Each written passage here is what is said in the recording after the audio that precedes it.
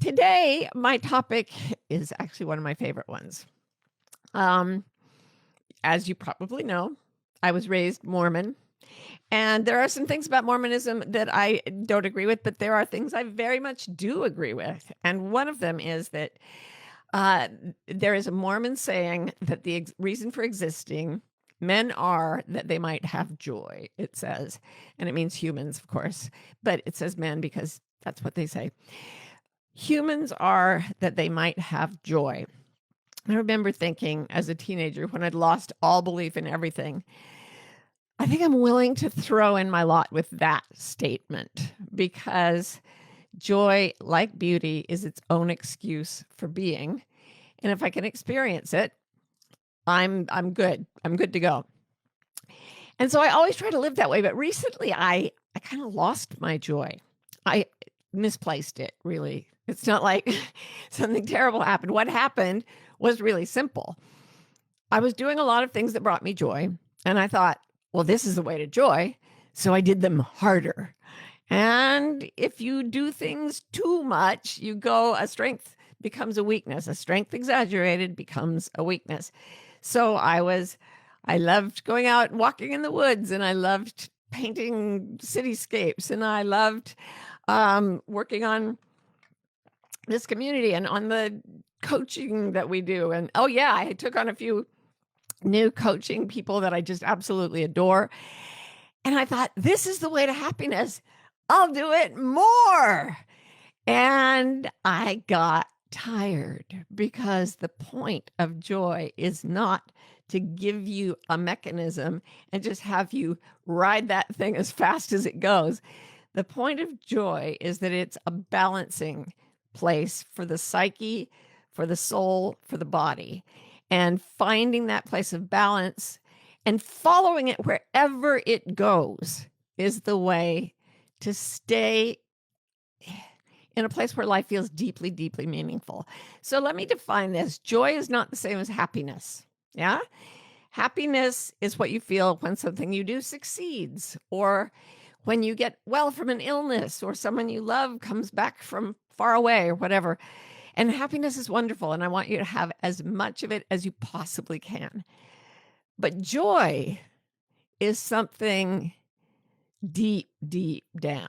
Joy is something that says, even when things go wrong, I am here on an experience gathering mission in this world. And my soul loves adventure and is not afraid to suffer. And there is awe and beauty sometimes, even in a moment that is not happy at all.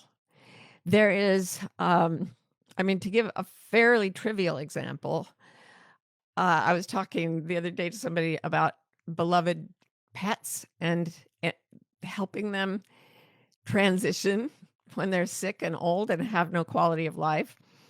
And how, I've done this with 2 or 3 dogs.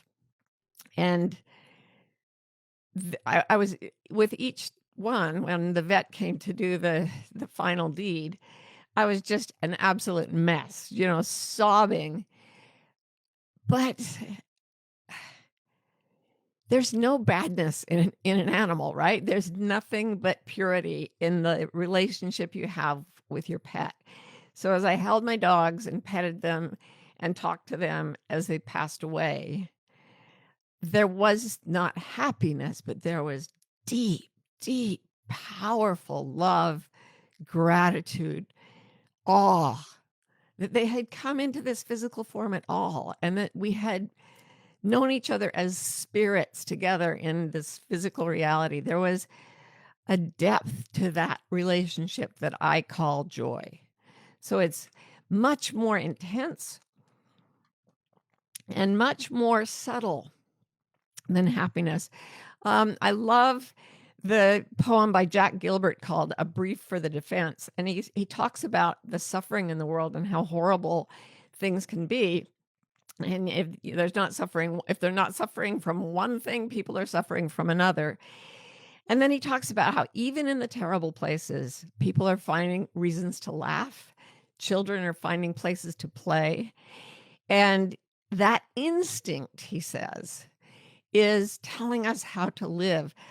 When I go out for my walks, sometimes I walk past this caution sign. It's just a yellow caution sign, and it says 2 words, watch children. And I'm like, I always think, okay, it means if you're driving, look out, there are children here, do not squish them. It also means watch your children. They should be taken care of. But to me, more than anything, it means watch children. They are your instructors, and Jesus said that. And Lao Tzu, the author of the Tao Te Ching, Lao Tzu, one of the translations of her name is the old child. To find even as you get older and older, more and more of the joy that children take in living, even in terrible situations. And Jack Gilbert in that poem says, we must have the stubbornness to accept our gladness in the ruthless furnace of this world, to make injustice the only measure of our attention is to praise the devil. Think about that. I've thought about that a lot lately. To make injustice the only measure of our attention is to praise the devil. So we're at a time in our culture, we're at a time in the American election cycle, at a time in the history of cooperation and cohabitation with different ethnicities and nationalities and races. And in this hubbub of energy, there is a thread of joy. And we must have the stubbornness to find the joy wherever we are. And I was thinking about the oddest times when I've found joy. I wrote about one in my first memoir, Expecting Adam, right after my second child got his Down syndrome diagnosis. And I was 6 months pregnant and 25 years old and completely devastated. And I had an 18-month-old daughter at the same time, 18-month-old child, identified female at birth. Not anymore. And we used to get, my then husband and I would get these alphabet letters with magnets and put them on the refrigerator. My oldest was very, very, very early reading. She learned to read, or they learned to read when they were about 15 months old. I mean, a tiny kid in diapers reading fluently is something to see. So we got all these alphabet letters, and then a lot of them got like pushed down air vents, or we take them out on stroller outings. They get dropped in the street, and we'd buy like another alphabet. And we had these odd assortments of alphabet letters on our fridge all the time. And one day I went in to get something from the fridge, and my then husband had arranged a sentence out of the letters that were on the board. I didn't say anything. I just rearranged them into another sentence. And then when I went back, he had rearranged them into a different sentence. We didn't say anything to each other about it. We just kept rearranging these letters. And there was a day, and this is like one of the worst times of my life, when I realized that I could use every letter on the fridge to spell out a perfectly formed image of a set of words. And the set of words was wall of grumpy eunuchs. And I just thought of a wall of grumpy eunuchs, and it like used every letter. And I just stood there, pregnant out to here, miserable, hadn't slept, threw up all the time. And I was looking at this fridge that said wall of grumpy eunuchs, and I felt the purest joy. It was like, it works so well. And I started to laugh. And that's the strange thing about joy. It can make you laugh in the darkness. Another time when I was sort of ghosting my entire community of childhood, I was supposed to go to a gathering where I thought I would be. I was leaving my religion. Everybody there belonged to that religion. I was about to take a lot of heat, and I just decided not to go. And I went to a restaurant, and I ordered some food, and I started to laugh. Not hysterically, but from a very deep, wonderful place, just laughing and laughing and laughing because I'd come back into my integrity. And that is not a strict moral place. It's a place of joy. We do not need to find joy out there, because when we start looking for joy, we realize we are joy. That's why children laugh 400 times a day, and adults only laugh 15 times a day, the average adult, the average toddler. Watch children laugh 400 times a day and go where the joy takes you. So there's this phrase, jump for joy. And it's supposed, I used to think of it meaning you're so full of joy that you just want to jump around. Okay, that's fine. But I like to think of it as you're on an iceberg that's melting, and joy is the boat going past you. And if you jump hard enough to get on that boat, you'll be okay. You'll find yourself. So wherever you find joy, wherever you see it, jump for it. Like if whatever you're doing with the political situation in the world or in the United States these days, jump for the joy. Jump where the joy takes you. If you are having a difficult time, wonderful book by Lawrence Gonzalez, Deep Survival, talks about how people who've gone through great tragedies and traumas and like plane crashes in the mountains and things, the people who live when other people die are the ones who can find something to laugh at joyfully.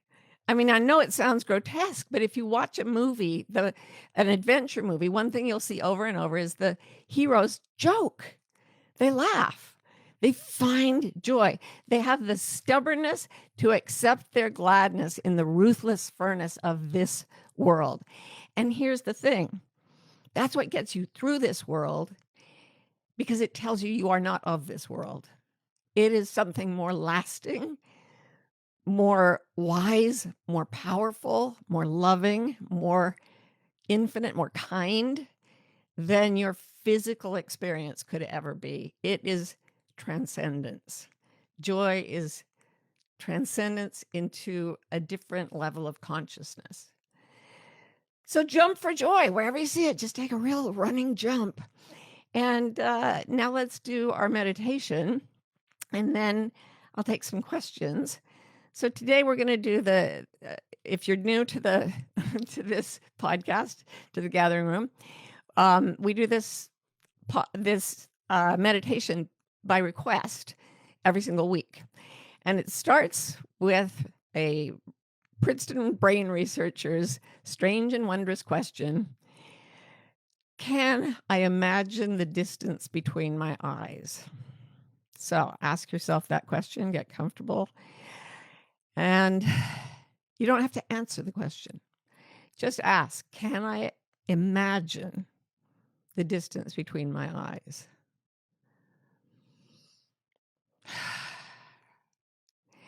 Can I imagine the space inside the atoms of my body? That space takes up much more of me than matter does. Matter is infinitesimal compared to space. Can I imagine the silence? Can I hear the silence under every sound right now? Can I imagine the absolute stillness that holds all action? Can I imagine the distance between me and the other humans who are watching this podcast or listening to it now? And can I feel that within that space that fills me up and connects me with all other things, can I imagine joy? Deep, wonderful, awestruck, hilarious, loving joy. Because that is the final reality.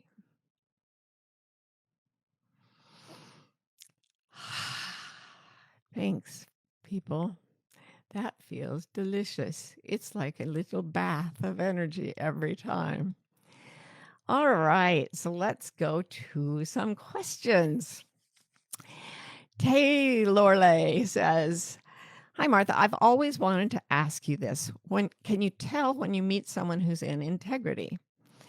I don't know because I don't have all the facts. I don't have all the data, but I will tell you that the closer I come to my own integrity, the more I get a very strong reading from almost everyone I meet. I'm not saying that, as I said, I don't have the data. I can't follow up and peer into their private records and see if they lie. But I have had very good experiences meeting people and interacting with them since I decided to live my life in with total dedication to integrity. And I haven't had as many of those awful relationships where you end up feeling exploited or resentful or stuck or obligated. It's much more the free play of equals. It's the same joy little kids take in playing parallel to each other, sometimes together, and nobody is playing the weird psychological or political grown-up games. Everybody's real. And if they're not real, they don't like being around my friends and me, because we're like, why aren't you real? You don't seem to be real right now, because we say what we think. Just warning you. Okay, Lindsay says, what's an easy way to find joy if it's been elusive for a while? Well, one thing, just preparing for this podcast, I was like, when did I find joy in a time of darkness? And I thought about the wall of grumpy eunuchs. And the moment, see, the brain organizes memories by category, kind of like the Dewey Decimal System, only you have your own. So that a brain surgeon could go in and stimulate a little bit of your brain, and you vividly remember riding a pony when you were 10. And then the surgeon could touch the area right next to it, and you'd remember a different horse that you met when you were a teenager. And all your horse memories would be categorized together in a separate physical place in the brain. It's really amazing.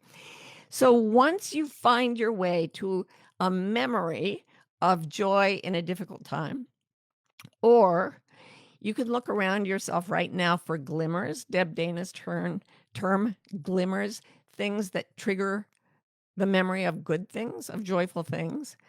So I can look at this amethyst crystal behind me. Oh, there it is.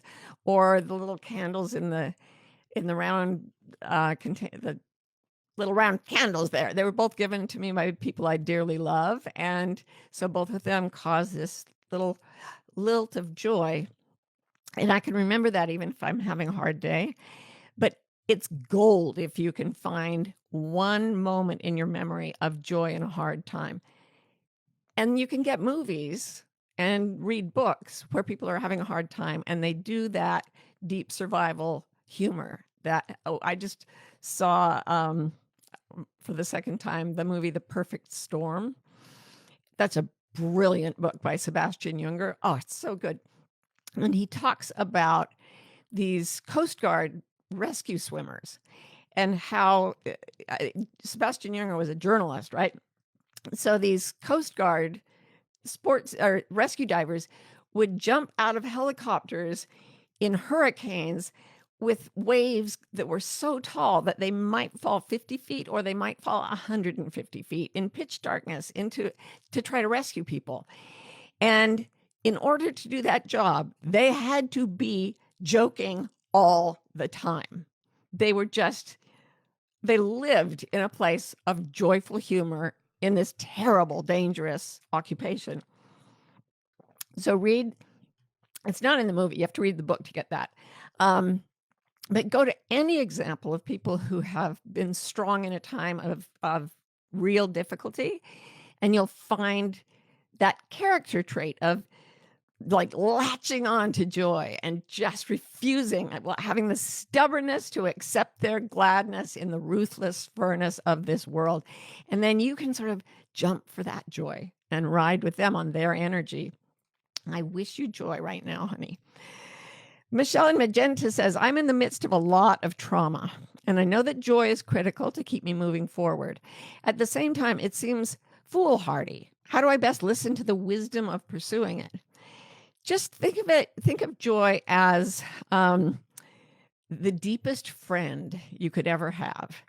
I love Philip Pullman's books for children, but also for all of us. The Golden Compass books. He writes about a kind of magical parallel universe to ours, where everyone has their spirit is sort of manifested in a different animal, and he calls it their daemon, their soul. And think about having a beautiful animal of some kind that is your soul and that lives in this world without the pressures of human society, that is just in complete sensory delight and that loves you absolutely. And think about, again, a pet that loved nothing more than to curl up in your arms and fall asleep.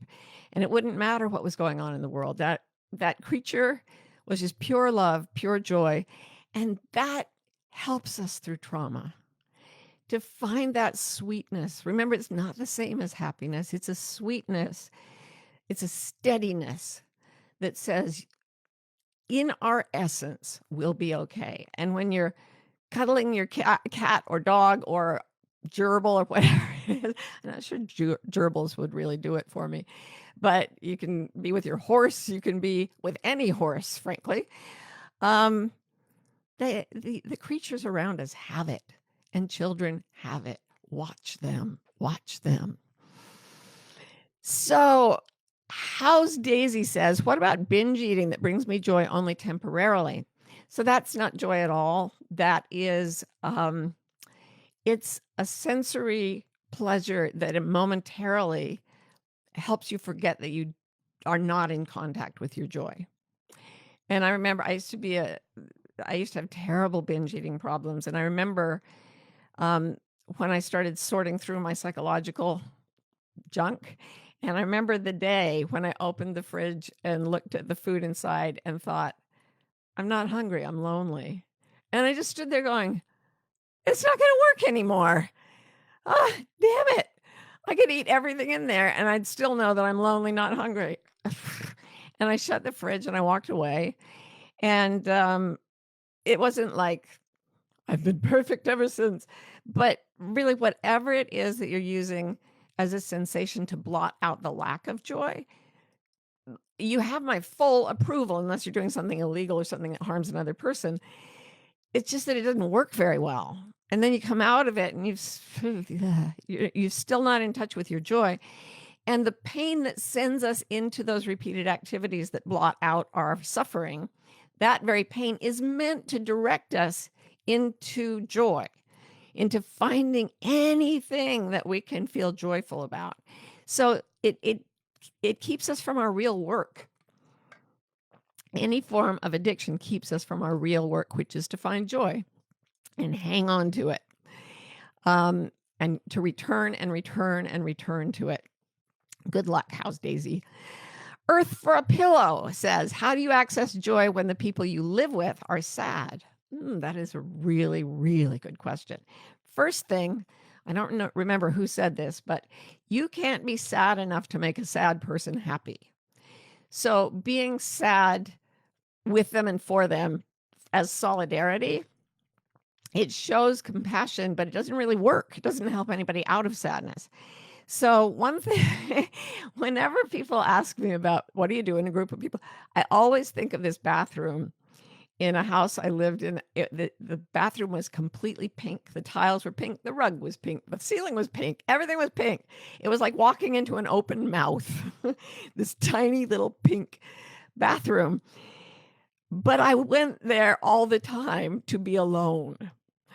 It was so tiny and no one ever went there. And I would go in there and I would find myself again. I would find my way back to myself. That's where I would have the stubbornness to accept my gladness in the ruthless furnace of whatever was happening to the people on the other side of the door.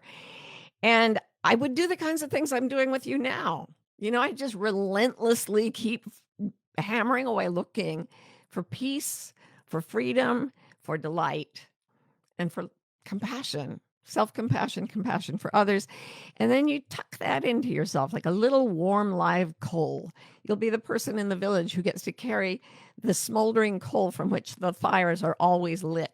And you keep that coal sacred, because if it goes out, everybody's screwed, right? But if you can keep joy just burning brightly in the center of you. You don't even have to show it to anyone. You'll be able to light the candles and the fires and warm and light and, keep people happy and healthy, even when they are sad. Jindra says, it could be quiet joy, right? In my experience, joy is always incredibly quiet. It's what we do with it. We're loud, but joy is space, stillness, silence. It's made of joy. Jindra says, I've been trying to follow my intuition, not my to-do list. And when I redirect to what I want to do, I experience guilt, then quiet joy. You have cracked the code. Yes, there will be guilt because the pressures upon you aren't made for your joy. They might try, but only you can know what your joy really is. So you'll pull away from culture and you'll feel a little guilt. And if you're wise, you will grab your joy and hang on to it. And then the guilt goes away and you're left with the joy. And the things that are meant to get done. And they get done joyfully. When you're holding joy, you can do the very same task and have it feel completely different to both you and everyone around you. All right, I'm going to hurry on because I got a few more questions. Ellie Gray says, tips for finding the energy to do joyful activities and find joy after a 9-to-5 workday. This assumes that joy is highly physically active or mentally active. Lying in a lump with your dog asleep on your head is joy. Rewatching The Office for the 9th time with your best beloved is pure joy. Just lying flat and staring out the window at the trees can be absolute joy. It does not have to be in motion. It can be in the stillness. And do what your animal self wants. It will always tell you the truth. Okay, Lindsay says, how does one imagine distance? Well, that's a really good question. You'd have to ask somebody who knows more about the brain than I do. Look at a wall, look at the computer or the phone where you're watching me, and now imagine the distance between your eyes and the thing you're looking at. Your brain kind of goes, "Rah!" The left hemisphere is like, oh, what is this? And then the right hemisphere comes in and goes, oh, this is what I do. and really what it sort of lights up your ability to perceive all around you. But how does it happen? That is a mystery. We don't understand the human imagination at all. It's wondrous. It's awe-inspiring. So play with it. I can't define it. Diana Galactic says, Martha, what would you say to those whose work has been fueled by joy, but now can't seem to reach it? Pull back, withdraw, get still, get silent, rest until you feel like playing, and then play until you feel like resting, and then do that for the rest of your life. That is how it do. That's how it works. 2 more questions. Dr. Donna says, what if you're not aware of what true joy feels like? Keep looking. Keep looking. I didn't know what it felt like until I was about 32 and had been doing like 10 years of self-help therapy. And I remember turning 32 and someone said, happy birthday. And I went, oh my God, I'm happy. It's my birthday and I'm happy. This has never happened. And, there are great artists and poets and philosophers out there, and you get to jump in. You've got a human mind. You've got a freaking internet. Keep searching. Do not give up. Joy is your birthright. It is your essential nature, and it will never let you rest completely until you find it. It wants you back.